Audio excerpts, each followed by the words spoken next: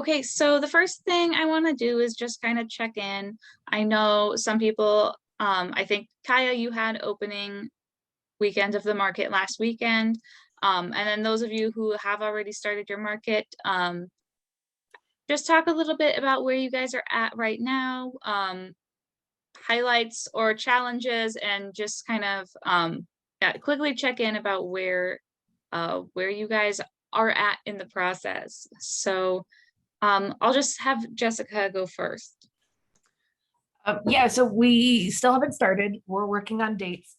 Our original plan was to work with a podiatry clinic and sort of go on the same days so we get more foot traffic, no pun intended. But they're not doing that. So unfortunately, that means we're kind of on our own for building all of our clientele for the market. So we're looking at what dates are going to work best and what doesn't interact with. There's a farmers market in Devil's Lake that just started up. So we're trying to work around that and another one that someone told me about. So all right, Kaya. Yes, Saturday was our first day and it went so smoothly. You wouldn't have known it was the first day and a new location. Huge turnout. By the end of it, everything was sold out. I didn't get like hot food. All of those vendors were sold out. Produce was extremely limited. My customer counts, it was so difficult to do. Because you have the whole Broadway square with entertainment and then, you know, people going, I don't know, like 3-4 blocks of vendors. So what I was told is we probably estimated 1,500 people. And it was just so crowded and it was good. Like they said, this really is different than last year, you know, because of COVID, I'm sure. My highlights were just seeing like the whole community come together again and people I know from so many facets of my time downtown all in one place. It was really good and people were very happy.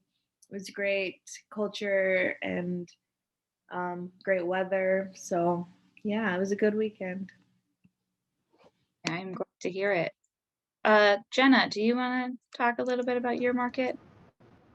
Yeah, so this is probably like my third week, and I think they did 2 weeks before me, so we're like about a month into our season now. But Claire, our local foods coordinator, definitely said that it would get busier after the 4th, and we definitely saw a lot, like a busier market. We had like lines for like multiple vendors before market even started. We had one guy who people were asking about week after week after week, and he finally came back. People were really happy about that. So yeah, we had more people than usual, but we're not quite as big as Kaya's market. We only like have like 100 people or so every hour. Actually, maybe it was closer to like 200 people. So it was like double what it had been in the previous weeks. We were having issues with our card reader before. We finally got a card reader to work, but then someone came to do EBT and we couldn't get the EBT to work. And so that was kind of stressful, especially after already dealing with our card reader issues. But we found a workaround. Right now we're still working on it. So that was kind of stressful, but it was really fun. We had live music and, you know, they do yoga in the park beforehand. So it was a really great weekend. Just felt like it's a good time for the community to come together. So we don't start till tomorrow, but we're getting excited and I don't have a vendor count, but I'll be there early to set up parking and we'll see what happens. And was your daughter's wedding this past weekend? It was. Everything How did that go? Beautifully. I had let a lot of things go off my list, but that would be my expectation and people didn't notice. So the weather was beautiful. Everything went smoothly. So congratulations. That's exciting. Thank you. Caleb, I think you missed when I originally asked people this question, but I was just asking you guys to talk a little bit about your market, maybe some of the highlights or challenges of the week, and just kind of check in where you guys are at right now. Yeah, it was really busy, the last market we just had. We had this new like berry vendor and everybody was really excited, and they were busy like all day long. But we also were having trouble with our card reader. For some reason it like loses signal all the time. So that was not fun to work with. But other than that, it was really smooth. A lot more produce this week, so it was great to see that. Yes, we're finally getting into farmers market, like the true season right now. I was out of town this weekend. I went to Eau Claire, Wisconsin, and I went to their farmers market, and I was like, how do you guys have so much stuff in season right now? It's not that much farther south, but there was so much produce, and I was like, I'm kind of jealous. But we're finally getting into like my favorite time of year is when the berries and tomatoes start coming in, because those are my two favorite items from the farmers market. I want to check in. I guess I talked to Jessica and Jenna already, but I sent, and Kaya and Caleb, you have your textbooks already. But I sent out a copy of the new farmers market, which is a textbook that we'll be using throughout the course of the class. We won't be relying on it super heavily, but I might be assigning a couple readings. But it's a really good resource if you're looking for something specific that you have a question on, because it breaks everything down into different sections. So you guys should have gotten that already, or you should be expecting that this week. Hopefully this week, it would be great if you could fill out this intern spotlight form. We went over this a little bit last week, but it's just your name and some questions about your internship, what you're excited for, what your goals are after the internship. And not all of these questions are required, but the more that you're willing to talk about yourself, then the more content our communications coordinator has when she is making posts.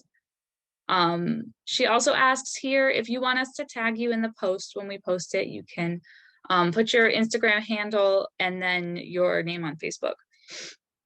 If you don't want us to, that's totally fine. Or if you have any issues with us posting on social media, just let me know.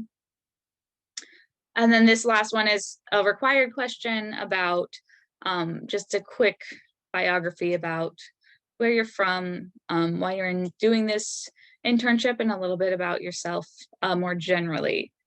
And then here is just a photo of yourself. And again, this can be a headshot or a photo you have, but we also really love to see photos from the market. So outside somewhere, or at your market, or doing something related. We like the hands-on photos too. So I linked this in the portal here under biography and photo form. So try to get that in this week, and I'll be checking with our coordinator, and she'll start doing those in the next 2 weeks here. You should see spotlights on all the interns coming up. Another thing is the marketing plan. So we went over this last week, but it's not due until next week.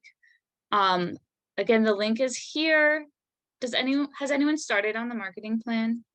How's it going? Do you have questions on it? All right, so I'll be asking, if you have it done, just email me a copy. That'll be the easiest way for me to look through it. And yeah, we'll try and do that by next Monday. Let me see, you got your textbook. Oh, one more thing before we get into our topic today. If you guys have it, other than the form I sent, if you have additional photos that you want us to share, or even a post that you've put on your market social media, you can either message it to FARRMS or share that link with me in an email. And we would love to also share what you guys are doing. So any of that, if you're posting about the activities you're doing, behind the scenes type of stuff, or if you have photos you haven't posted, email them to me, and we would love to share a little bit about that. So you might, be making posts already, and if that work is already done, we'd love to just expand your reach a little bit and maybe get you guys some more a larger audience. Okay, I'm gonna pull up the vendor recruitment document. Did everyone have a chance to read through that? Okay, so I had everyone read through these first two introductory sections.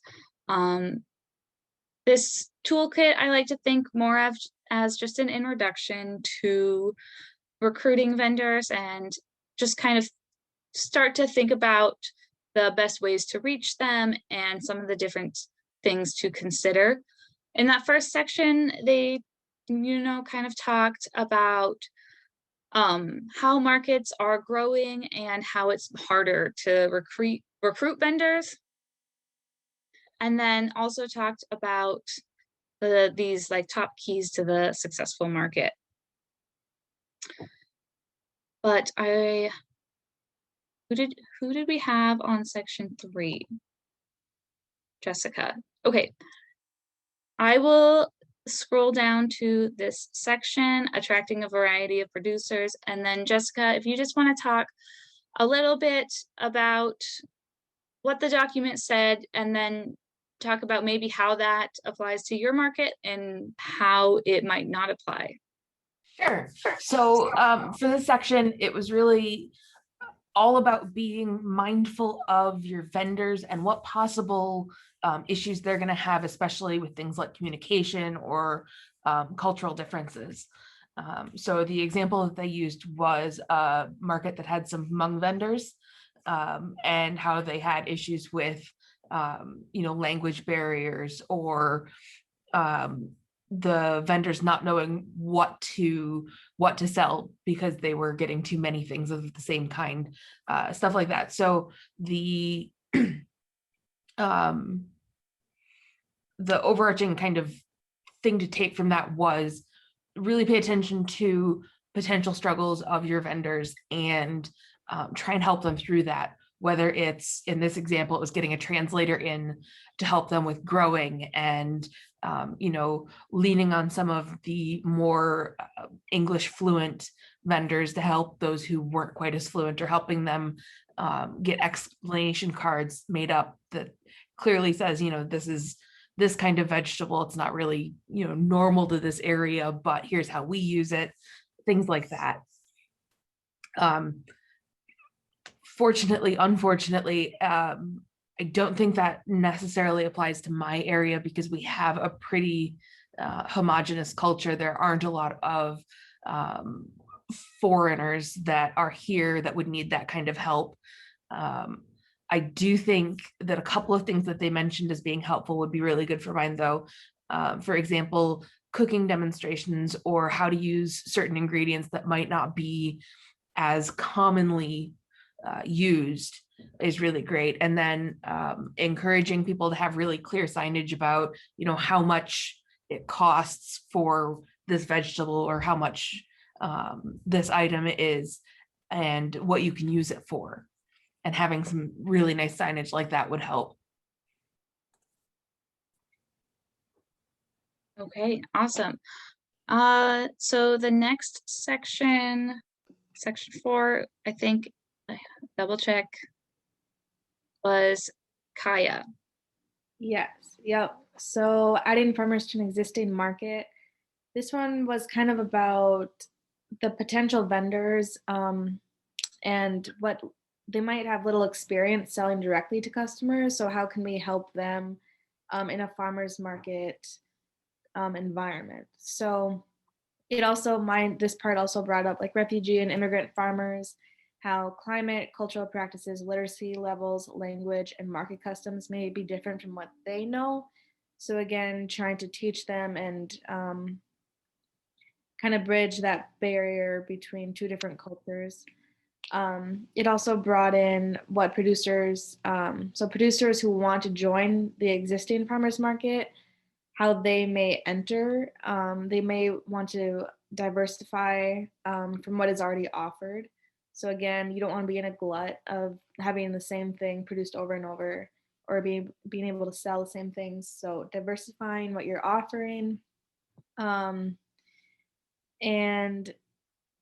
I think what I'm going to take away from this for my market is something that like my supervisors have already said to me is people will come up to you and want to know how to become a vendor, and they might not understand that you may get declined. Like you can't just pay the fee and you get in automatically, and they don't really understand why. And in this part, it did say that not understanding why existing vendors have priority over them, and then they see products that they would sell but they can't get in, and they just don't understand that there might be not enough demand for having so much of the same offerings. So I've already used that on Saturday trying to tell someone how they can become a vendor, and my supervisors are kind of just saying, just say it's all on the website,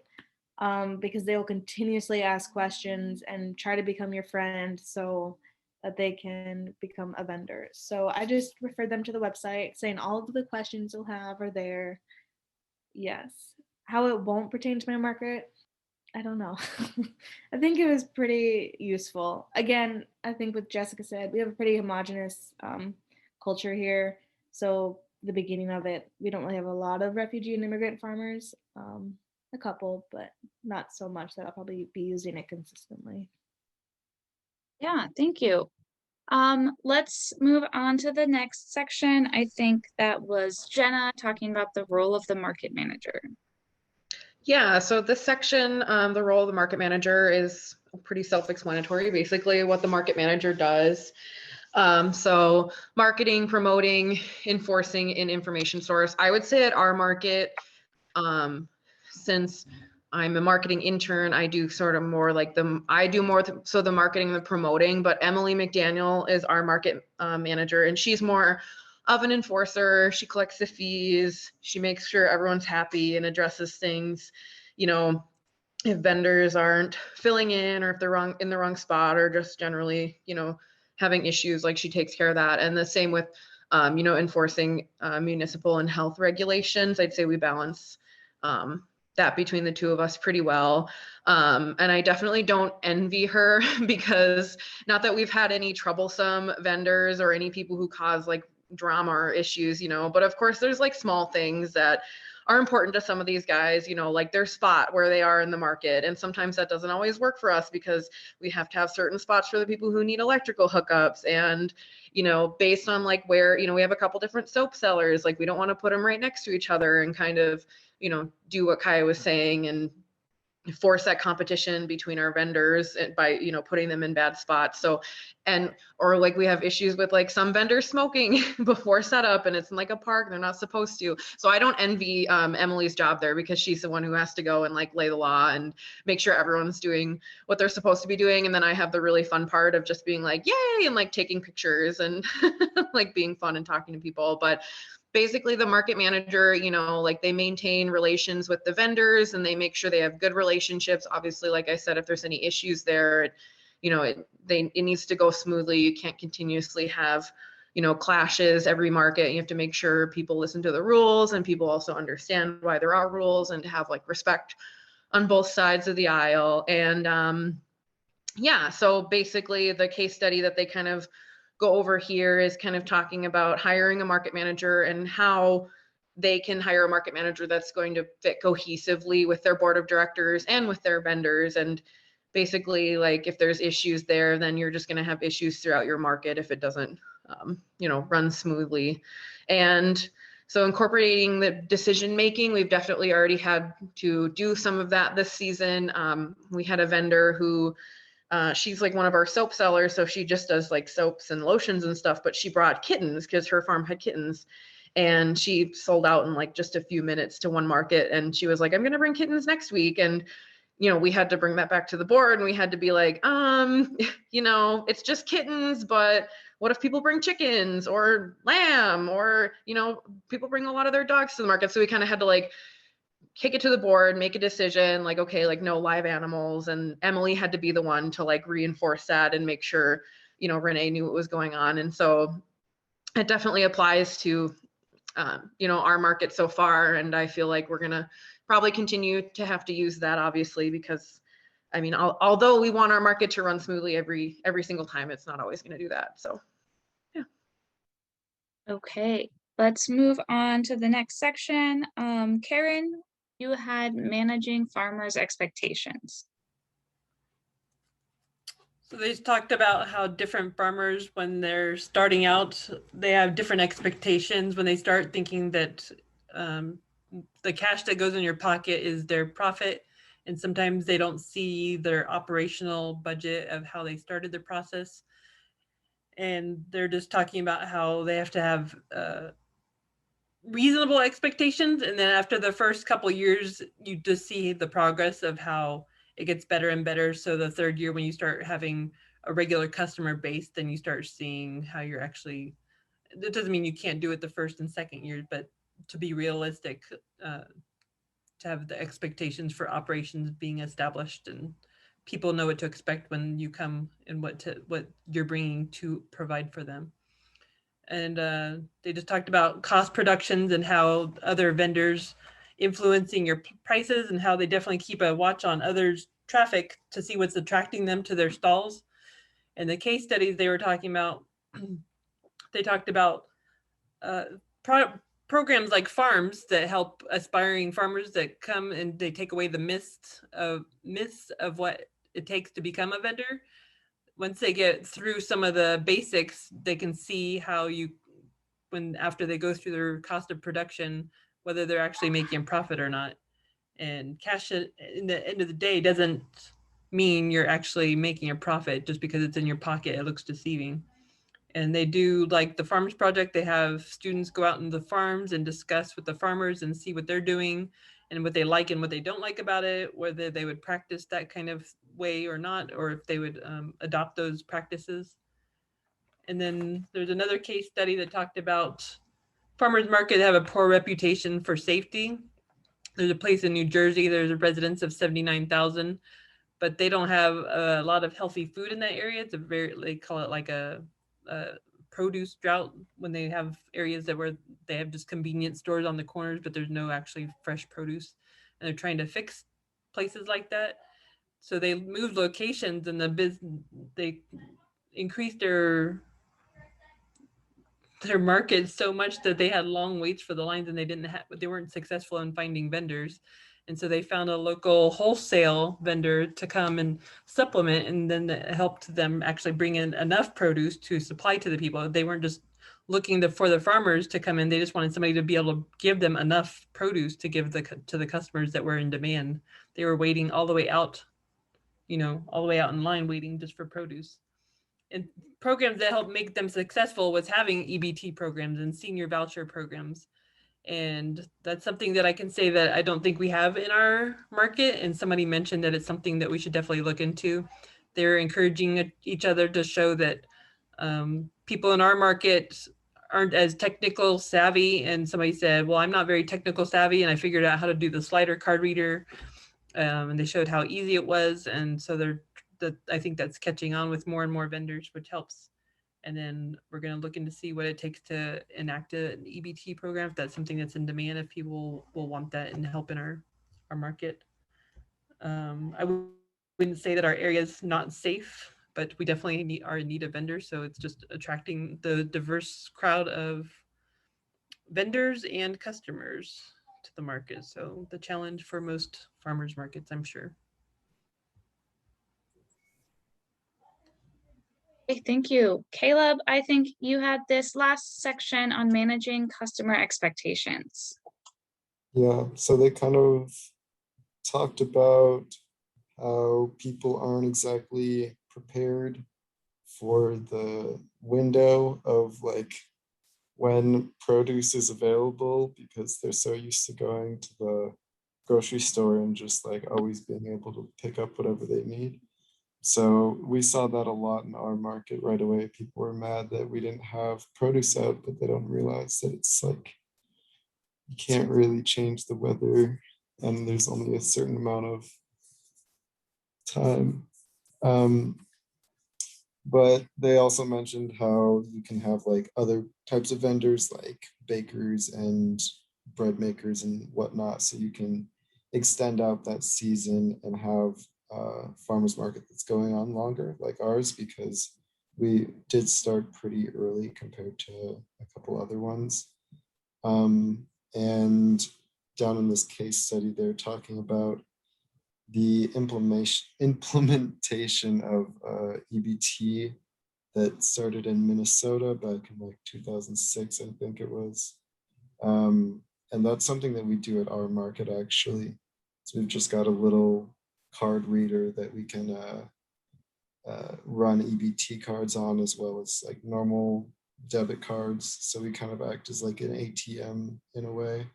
And they're just these little coins that are wood, and we give them out to the customers, and then the vendors give it back to us at the end of the day, and we just like write them a check for however many coins they collected that day. And it's like a really neat system, and it works really well for getting like fresh produce in those food deserts where people don't have like access to much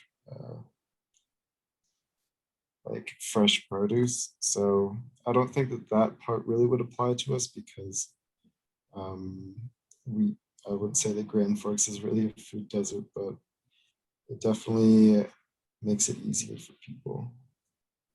Okay, I'm gonna, does anyone have questions on what they read, or questions on how to apply this to your market and how to actually use this information to recruit vendors? I think like some of it, when you hear it, can sound contradictory, because we want more vendors, obviously. That's really is what's going to build our farmers market and make it more successful. But then, like Kaya said, all the people applying to be a vendor might not be what we're looking for. Especially in North Dakota, I feel like you get more craft and household good vendors compared to food vendors. And so some of this messaging, you know, saying we're looking for vendors, please apply, we'd love to see you, and then having to tell people, well, not you though, you know, so I think this next resource that I found, I shared it on the portal as well, and it's a little bit longer and more in depth, so I'm not necessarily asking you guys to read through it, but we'll go through a little bit of it today. And if you guys have, if you're putting together materials for vendor recruitment, I think it will be really helpful. So this is top. So this was the West Virginia Farmers Market Association, and they put this together, and it's like, as you can see, pretty in-depth. So it talks about vendor recruitment and retention, and it has some appendices in the end to use for actually planning this out. So I will try and find some of the stuff that I thought was really important and can be helpful for you guys as you start to maybe be involved in vendor recruitment efforts. This section here, they talk about the 5 steps to kind of make this process more successful, which is to really just like go down and write down who you want to recruit. So whether that could be super specific, like maybe you want berry vendors, or it could be more broad, just food vendors, or maybe you're looking for, you know, any type of vendors. But write that down and then analyze what barriers may affect vendor recruitment. In North Dakota, I think the big one is the weather, like we talked about, the short growing season, but also it could be distance. You know, it's a rural state and people might not want to travel into town to come to your market, and other things that might be specific to your city for you to think about. And then ACT is just thinking about the strategies that you use. So whether that is maybe an education or messaging campaign, or working specifically with vendors, maybe offering them a discounted rate to only come for half the season, you know, if they are worried about signing up, paying a fee for the whole season when they don't have produce in the beginning of the year, or just thinking about what the barriers are for that vendor. I know one thing for beginning businesses, maybe you waive that fee for the first few markets, or give them almost like a try one market free if it's their first time ever vending at a market. And then also maybe they need access to materials. So FARRMS has that. And if you guys are looking for you know, data and research to show how farmers markets can help businesses, I would be happy to share that with you as well. The next one is reach out, and this is just how are you going to actually get the word out to those vendors. So whether that is finding a list of growers in your area and just calling them, sending something in the mail, or, you know, using social media to post that you're looking for vendors. And then orienting your vendors and integrating your vendors into your market. A lot of this will just be covered year by year in your orientation, but if you are reaching out and trying to find new vendors throughout the season, this could be helpful as well. And they're really, I'm not gonna, again, go through this completely, but I know some of the markets do surveys. So literally just asking customers, what do you wish there was more of? And this is an example of a DOT survey, which is just a really easy survey method to do at a market. You can see they probably have options across here, and you just give people stickers and they'll put stickers in the category of what they'd like to see more at the market. There's an appendix specifically on doing DOT surveys if you're interested in that, and information on recruiting specific vendors. So this figure was one I wanted to point out specifically because this was done in West Virginia, but I think it is probably pretty similar to what we face here. And so they did this study looking at the barriers that farmers markets face. The number one thing is just lack of farmers or gardeners in the area. I think that is applicable to North Dakota. We have a lot of large farms, but not necessarily a lot of smaller farms. And that one, there's, from your point of view, from the marketing and outreach, there might not be a lot you can do to change that, but it's good to just keep that in mind as you're looking into this. And then they had competition from other markets at 22%. I don't know how relevant this will be to North Dakota markets, although we do see it. And I think the best way to get around that is to try and do outreach and education, saying that we aren't competing. You know, having another market on a different day is really actually going to increase interest in local foods and farmers markets in the city that you're living, and give you another chance to sell your produce. Especially, I know some farmers markets spend all Friday harvesting materials to sell at a Saturday market, but if they could split that up throughout the week into multiple markets, it maybe would be easier for them and for their business. You also run into this at 19%. Some people just don't want to market their products, or they don't want to sell them at market. And I think the best way to get around that is trying to talk to them about the connections that they make with the community and how it can support their business. Although,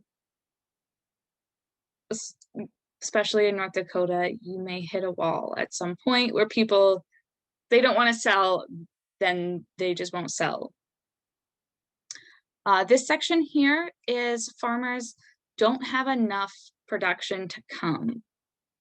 And so this is where I talked about maybe having farmers come for just a few markets or just part of the season. It can seem like too much of a commitment for them, especially in their first few years as they're starting up, to have enough product, and you want to make it worth their time. So when they do come to market, you want it to be a positive experience for them. So offering almost like a trial basis, have people come.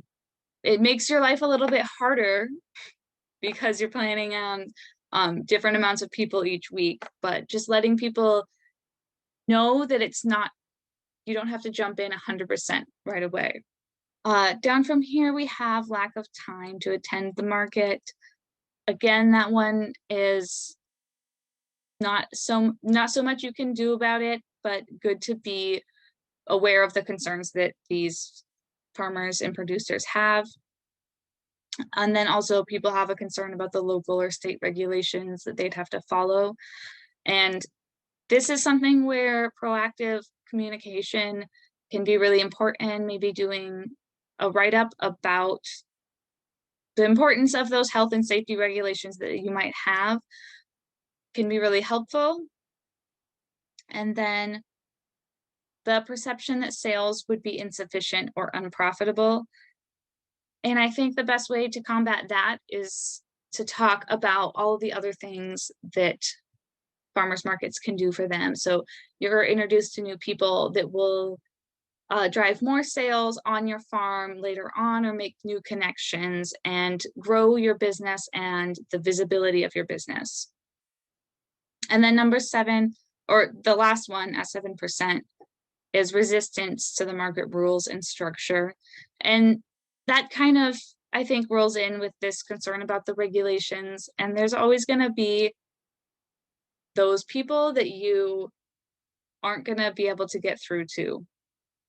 But I think this is something really important to keep in mind as you are doing this retention or recruitment of vendors.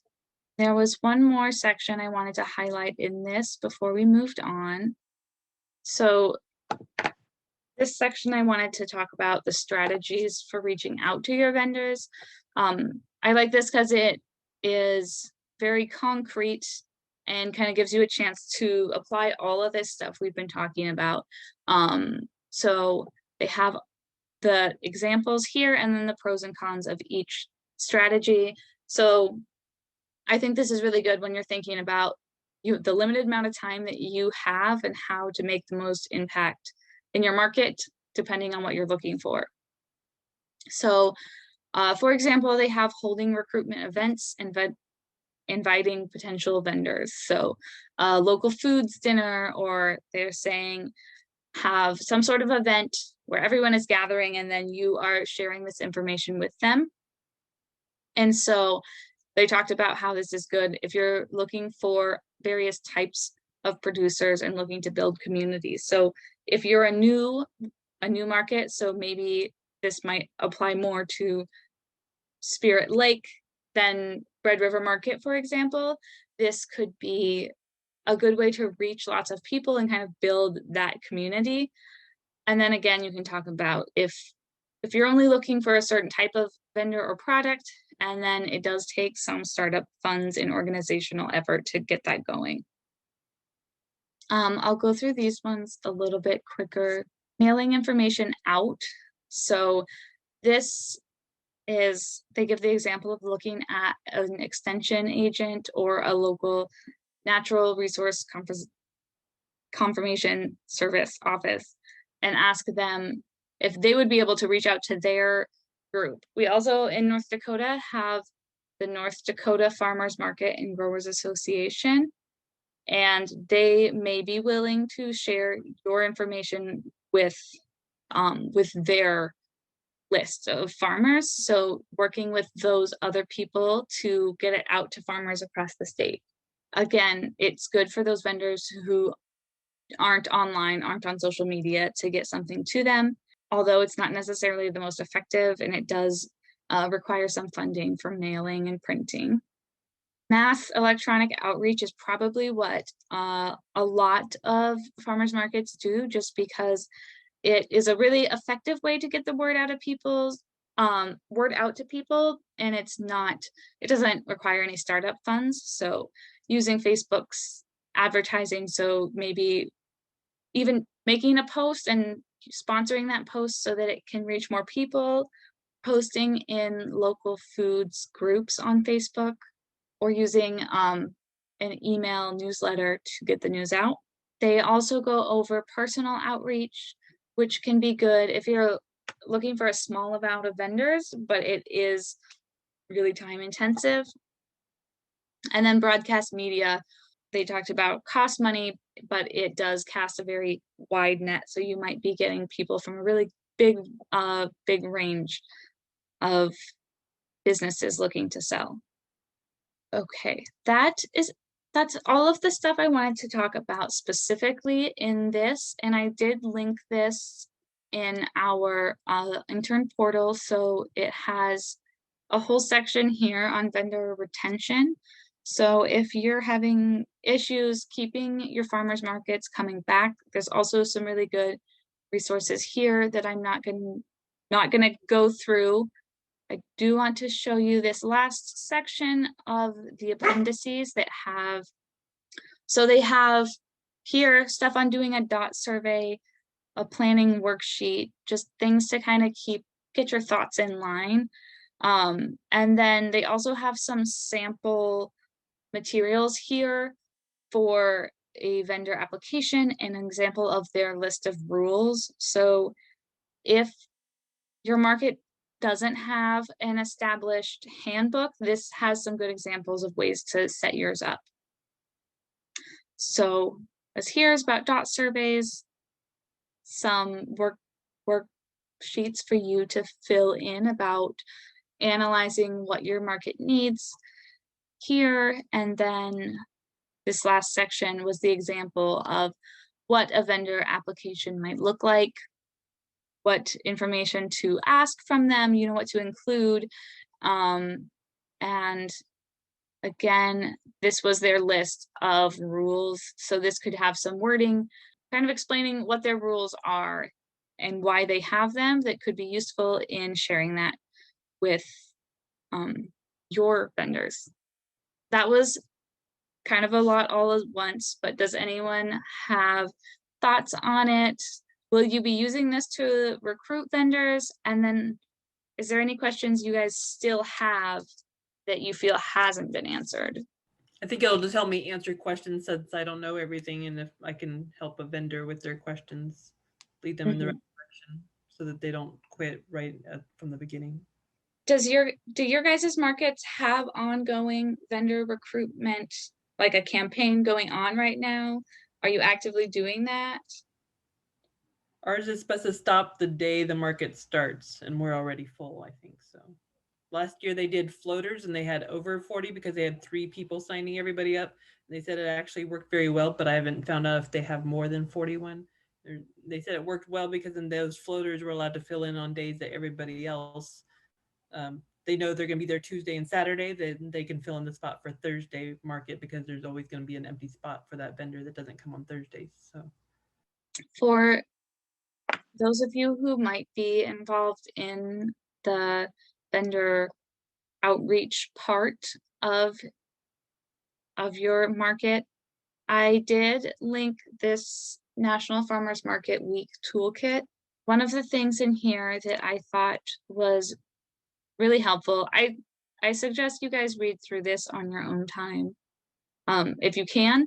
But what I want to specifically point out was some of these talking points they have, just talking about farmers markets are essential. They serve as community hubs.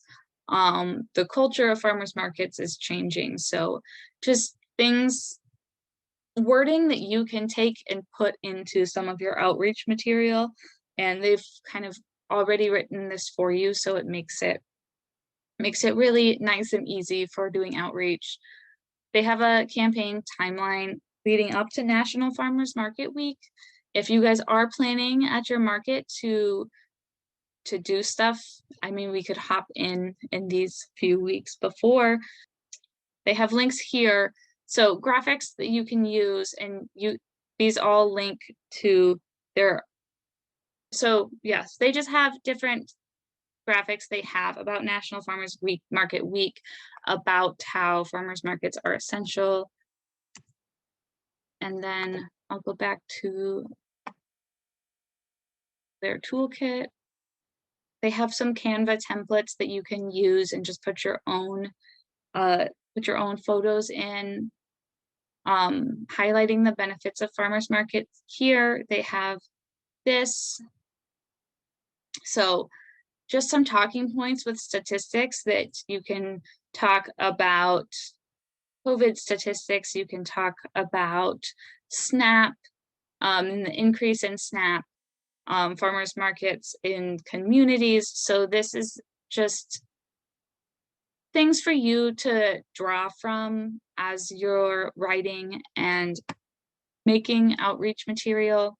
There's a specific thing I wanted to show you, but all of this is super beneficial. Yes, so these mini infographics that talk about why farmers markets, I think, are going to be useful in that reaching out specifically to vendors. So they have them listed here. So farmers markets preserve farmland, farmers markets stimulate local economies, and farmers markets increase access to nutritional food, support healthy communities, and promote sustainability. So depending on who you're targeting, if it is a North Dakota farmer, maybe they're more interested in stimulating local economies. So you can click on that and they have more information specifically on that. So have information on jobs and revenue, and then they have info specific to states. They probably don't have North Dakota listed here, but you can find examples of national, statewide, or individual markets and the effects that those can have on communities, as well as quotes from people talking about how this all works. And so whatever you want to highlight, have these talking points with specific points in it. And like this quote here, if it weren't for the rise of farmers markets, a lot of small farms would simply not exist, I think is a really powerful quote for you to use in your media. It's always better to have quotes from someone, in your community, but they have this all here, which is a great resource for you to pull from. So this is linked in the portal. Lots of good information throughout here. It's mostly around that National Farmers Market Week is their main thing, but it's great information as you guys are creating materials for your market. So homework for this week, these two are for you to read on your own time. I'm not necessarily assigning them. So both of these toolkits are, read through them if they are interesting and relevant to what you're doing. But definitely do this biography and photo. Make sure to fill that out as best you can. And then send me other photos and material if you want me to share that as well. And then do your marketing plan. So both of these top options will be due by next Monday. All right, well, that's everything I have. Thanks for coming, and I hope you guys have a great rest of your week. I'll send out an email with the homework, and other than that, make sure to keep getting your experience reports in. All right, that's everything I have. I'll see you guys all next week. Bye. Bye, thank you.